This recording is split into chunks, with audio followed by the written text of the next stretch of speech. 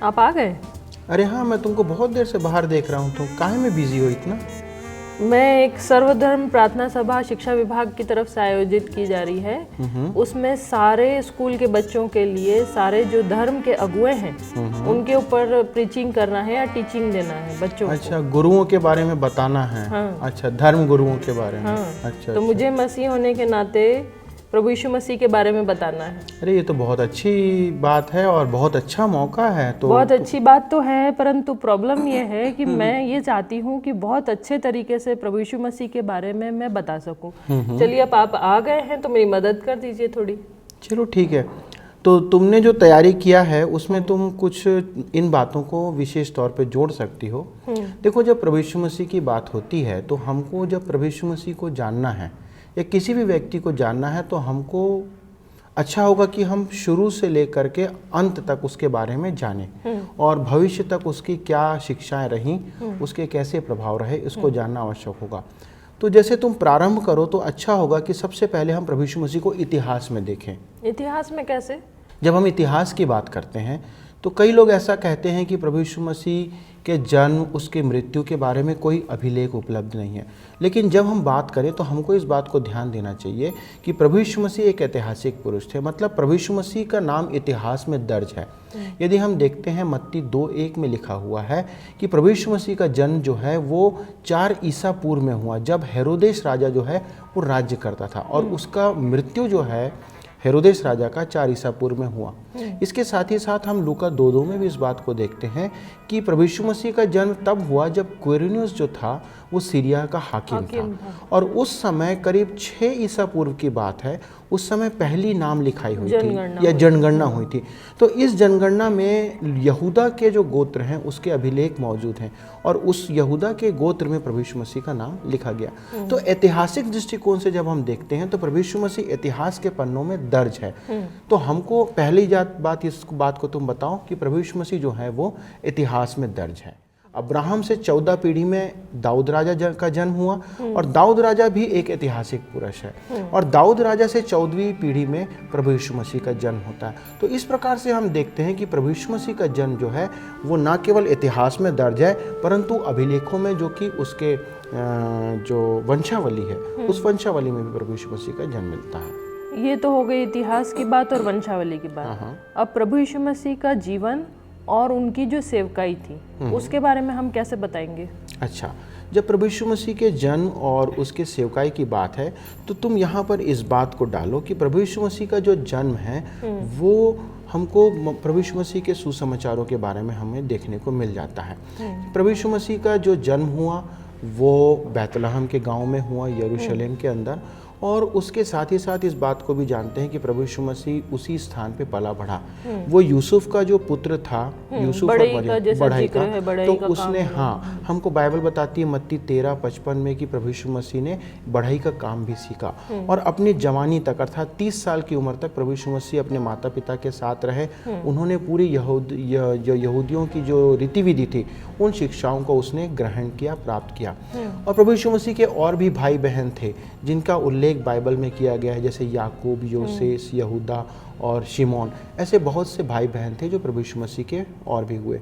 इसके साथ ही साथ प्रभु यीशु मसीह ने करीब 30 वर्ष की उम्र में अपनी सेवकाई को प्रारंभ किया और 30 वर्ष की उम्र के बाद करीब 3.5 वर्ष तक उनकी सेवकाई चलती रही। तो जब प्रभु यीशु मसीह की सेवकाई हो रही थी तो उन्होंने जो बातें सिखाई, जो लोगों को बताया बातें, उसके द्वारा से जो उस समय के धर्मगुरु थे अर्थात महायाजक कैफा, और उसके कारण से पिलातुस जो था, जो मसीह होने के लिए उन्होंने बोला कि मैं मसीह हूँ, उसके कारण से। तो जो 35 पिलातुस जो उस समय का गवर्नर था, उसके राज्य में उसे मृत्युदंड अर्थात क्रूस की सजा सुनाई गई।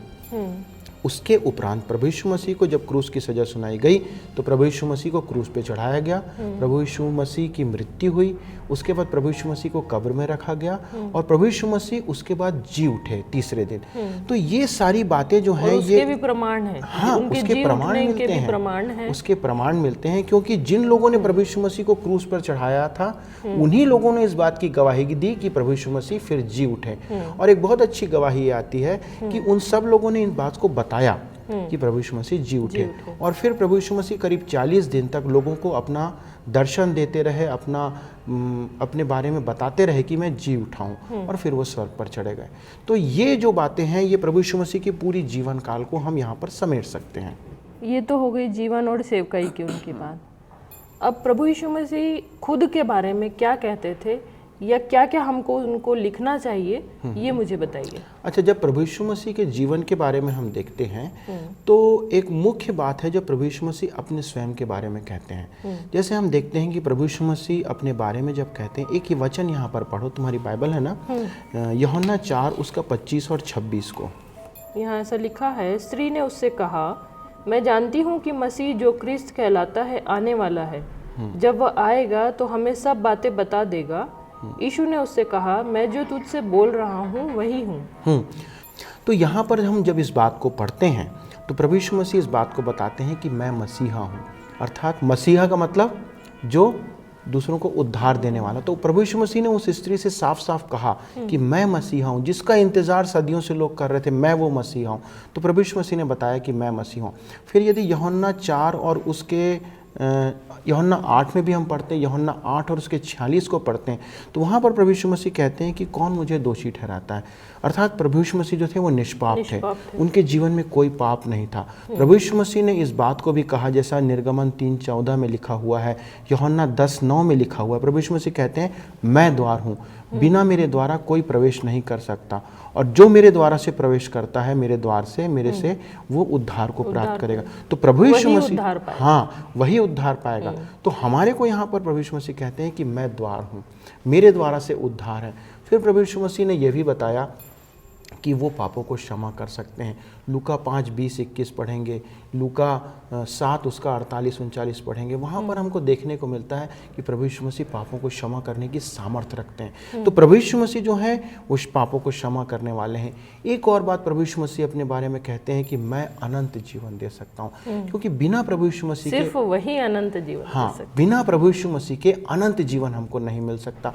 तो ये अनंत जीवन, ये निष्पाप होना, मसीहा होना, ये प्रभु यीशु मसीह की बातें थी, जो शिक्षाएं थी, जो उन्होंने बताया, लोगों को अश्योर किया कि मैं क्या हूँ। ये हो गई प्रभु यीशु मसीह की अपने बारे में उन्होंने क्या क्या बोला।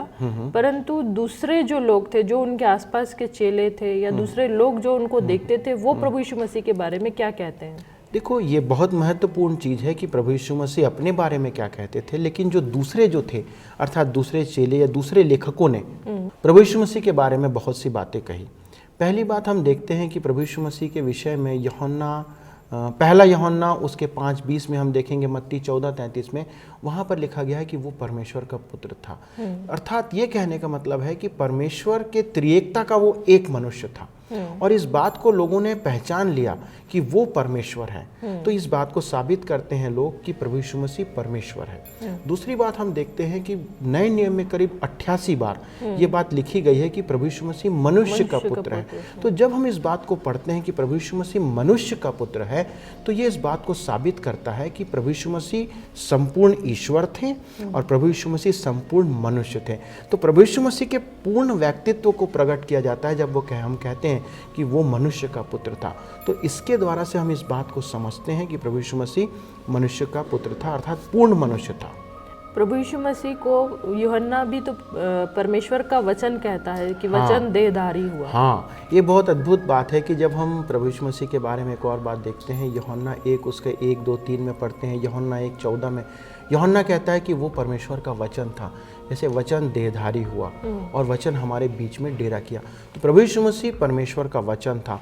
एक और बात जो है हम देखते हैं, प्रभु यीशु मसीह को मसीहा या प्रभु कहा गया है। मसीहा का शब्द का अर्थ है कि अभिषिक्त जन, और प्रभु का अर्थ है राज्य करने वाला। मतलब लोगों ने प्रभु यीशु मसीह को एक ऐसे अभिषिक्त मसीहा के रूप में पहचाना जो हमारे ऊपर राज्य करे। तो ये प्रभु यीशु मसीह की पहचान थी जो हम यहाँ पर देखते हैं।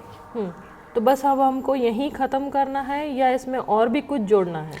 देखो, जब तुम इस बात को बता चुको लोगों को कि प्रभु यीशु मसीह क्या थे, कहाँ पैदा हुए, क्या क्या उन्होंने शिक्षाएं दी, प्रभु यीशु मसीह ने अपने बारे में क्या कहा और लोगों ने प्रभु यीशु मसीह को क्या पहचाना, बात यहाँ पर समाप्त कर दोगी तो महत्व उतना नहीं रहेगा। लेकिन एक यहाँ पर मैं बात जोड़ना चाहूँगा। एक वचन पढ़ो यहाँ पर, यूहन्ना 11 उसका 25, 26 और 27। यहाँ ऐसा लिखा है, यीशु ने उससे कहा, पुनरुत्थान और जीवन मैं ही हूँ। जो कोई मुझ पर विश्वास करता है वह यदि मर भी जाए तो भी जिएगा, और जो कोई जीवित है और मुझ पर विश्वास करता है वह अनंत काल तक न मरेगा। क्या तू इस बात पर विश्वास करती है? उसने उससे कहा, हाँ हे प्रभु, मैं विश्वास करती हूँ कि परमेश्वर का पुत्र मसीह जो जगत में आने वाला था वह तू ही है। जब यहाँ पर प्रभु यीशु मसीह मार्था से कहते हैं कि क्या तू विश्वास करती है, तो उसने कहा कि हाँ प्रभु, मैं विश्वास करती हूँ। तो इन सारी बातों को जानने के बाद तुम सबके सामने एक प्रश्न रखना कि जब लोग क्या कहते हैं, लोगों ने कैसा समझा, ये बात अपनी जगह है, लेकिन इन सब बातों को जानने के बाद आप क्या कहते हैं, आप क्या समझते हैं?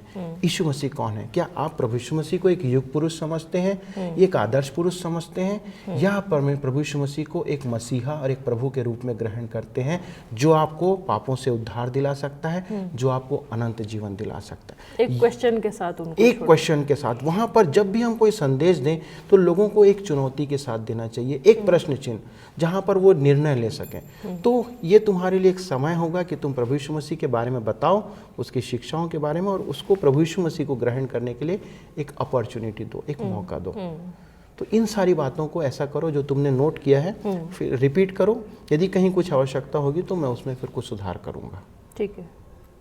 यीशु से संबंधित जानकारियों से प्राप्त निचोड़ के आधार पर कोई भी व्यक्ति उदासीन नहीं हो सकता। या तो वह परमेश्वर है या वह एक झूठा या एक मंदबुद्धि व्यक्ति है। आप किस विचार से सहमत हैं? ऐतिहासिक प्रमाण साबित करते हैं कि जैसा बाइबल में उल्लेख किया गया है, यीशु ने इस धरती पर जीवन व्यतीत किया।